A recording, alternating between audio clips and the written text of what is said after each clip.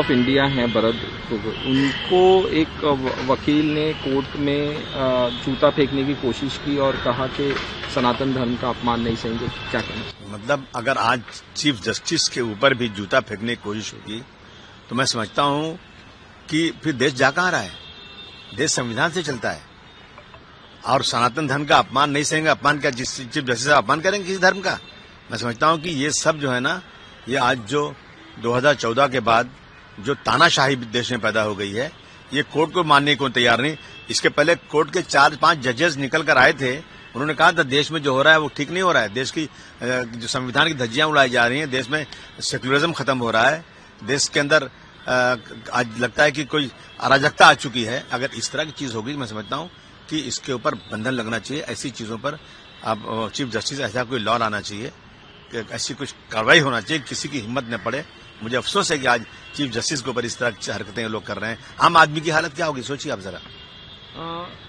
दिन ओवैसी का बयान आया वक्फ कानून को लेके कि काला कानून बनाया गया है प्रधानमंत्री की तरफ से। क्या देखिए, ऐसा है कि वक्फ में जो अभी फैसला आया उस पे संतुष्टि नहीं है और हमारी वक्फ की जमीनें हड़पने का काम है। जो सरकार बैठी हुई है, जो एक एमएलए एक एमपी का टिकट मुसलमान को नहीं दे सकती, जो मंत्री नहीं बना सकती, कुछ मुसलमानों के साथ कोई रियायत कहीं नहीं हो रही है, उनके साथ ज्यादती हो रही है, वो सरकार हमें वक्फ का कानून ला करके हमारे साथ एक और जुल्म ज्यादती करना चाहती है। मैं समझता हूँ वक्फ को जो बिल आया है, वह कानून जो बना है, वो कानून खत्म होना चाहिए। ये हमारी डिमांड है। कोशिश हमारी जारी रहेगी, बाकी जो होगा देखा जाएगा।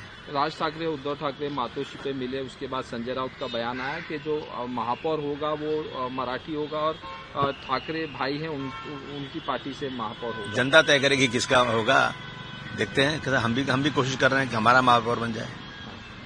जिस तरह से बाढ़ प्रभावित अभी तक मुआवजा नहीं दिया गया महाराष्ट्र में, क्या? नहीं, ये तो बहुत ही अफसोस की बात है कि बाढ़, देश जो है कृषि प्रधान देश है और किसान बदहाल है तो देश बदहाल है। जब फसल अच्छी होती है तो देश का जीडीपी बढ़ जाता है। सबसे ज्यादा एम्प्लॉयमेंट देने वाले किसान हैं और किसान ही परेशान है बेचारे। इतनी बड़ी बारिश है और सरकार जो है बड़े बड़े वादे करती है कि हम आएंगे, हमारी सरकार आएगी तो किसानों की आत्महत्या रुक जाएगी, और बढ़ती जा रही है। मैं समझता हूँ ये बहुत बड़ा अन्याय है किसानों के साथ। सरकार को तुरंत जब ऐसी कोई आपदा आती है ना, तो तुरंत सरकार को उनको मदद करना चाहिए। आज आप पुलिस कमिश्नर एक है ना कि हमारे यहाँ आबादी बहुत है। एक पुलिस स्टेशन है शिवाजी नगर, हाँ, मानखुर शिवाजी नगर में आबादी बढ़ गई है और एक पुलिस स्टेशन बना है शिवाजी नगर, वो महाडा में बना हुआ है।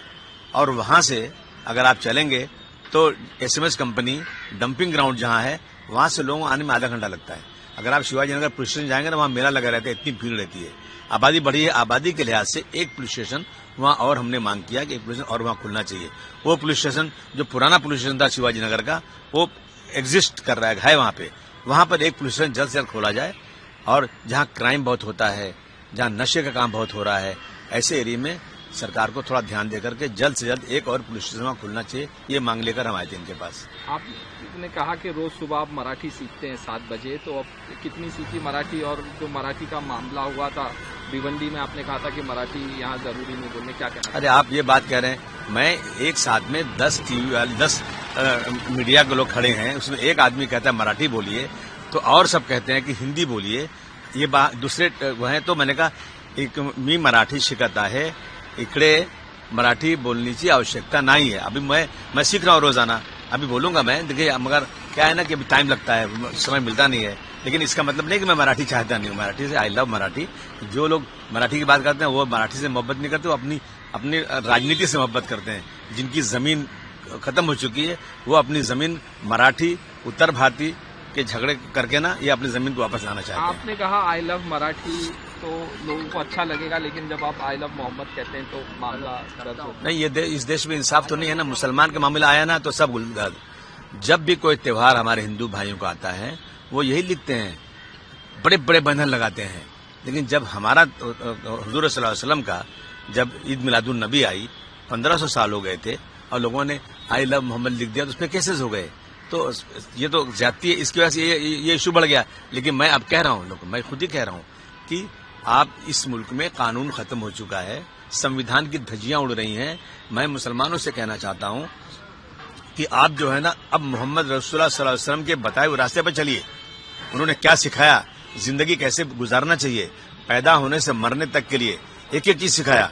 पड़ोसी के साथ क्या व्यवहार होना चाहिए, रास्ते में गंदगी हो तो उसको साफ करना चाहिए, बहुत सारी चीजें। अगर आई लव मोहम्मद रसूलुल्लाह सल्लल्लाहु अलैहि वसल्लम कहने वाले रसूलुल्लाह के रास्ते पर चल जाएंगे ना इंशाअल्लाह, तो दुनिया आपके सामने झुकेगी।